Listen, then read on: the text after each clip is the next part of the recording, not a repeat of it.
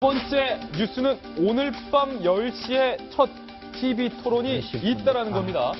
또 하나의 승부처에서 누가 과연 기선을 제압할 수 있을까라는 생각이 드는데 저희가 균형 있게 형평성 차원에서 첫 번째는 안철수, 두 번째는 문재인 후보의 경제정책 위주로 준비를 해봤습니다. 그리고 이해를 돕기 위해서 문 후보의 경제정책과 안철수 후보의 경제정책이 상당히 부딪히고 있다.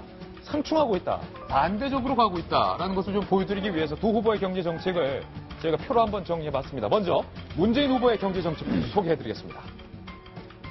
재정과 관련된 부분인데 모두 다 이 경제 분야의 정부 역할에 대한 문재인 후보와 안철수 후보의 시각차입니다. 먼저 재정과 관련해서 문재인 후보는요. 대규모의 재정 자금을 추가로 편성해서 경제를 한번 살려보겠다. 경제를 한번 띄워보겠다. 국가의 대규모 재정 잔금을 투입하겠다라고 발표했습니다. 그리고 일자리와 관련해서 문재인 후보는요.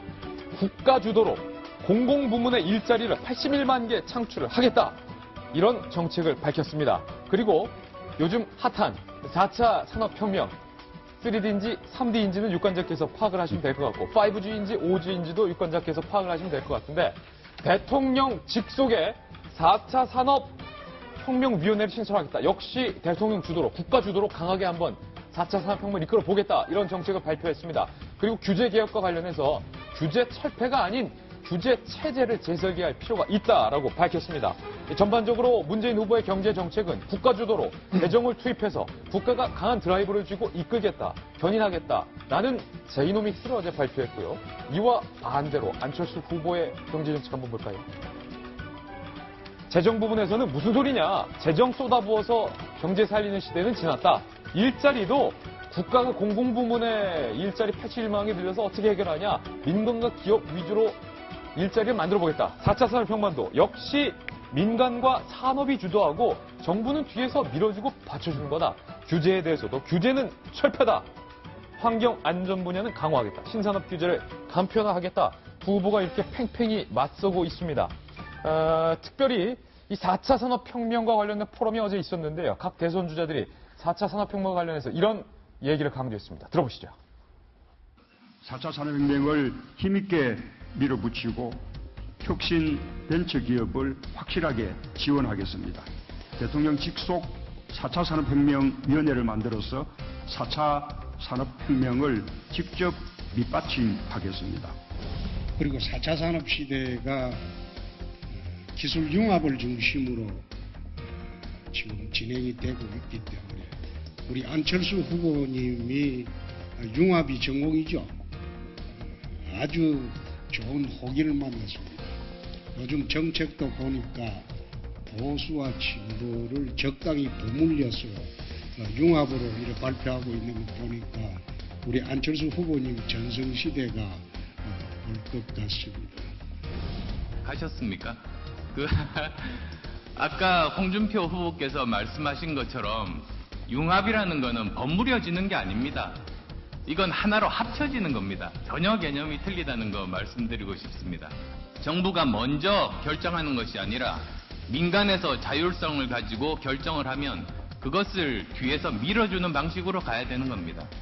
따라서 대통령 직속 4차 산업혁명위원회 같은 형태는 그건 굉장히 낡은 사고방식이라는 거 말씀드립니다.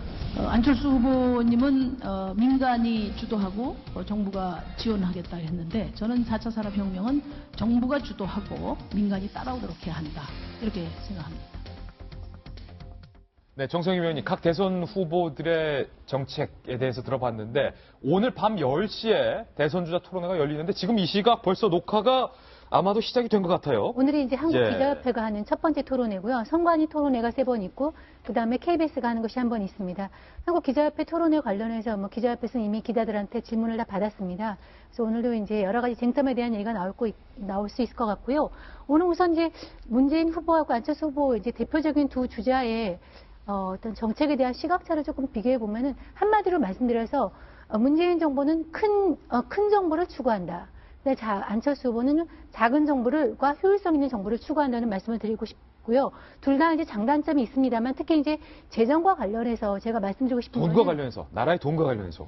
재정 자금이 지금 그러니까 문재인 후보 측에서 재정 증가율을 7%, 지금 현재 3.5%인데 7%까지 이제 늘리겠다고 하는 건데 그럼 그 돈이 어디서 나올까요? 돈이 어디서 나냐?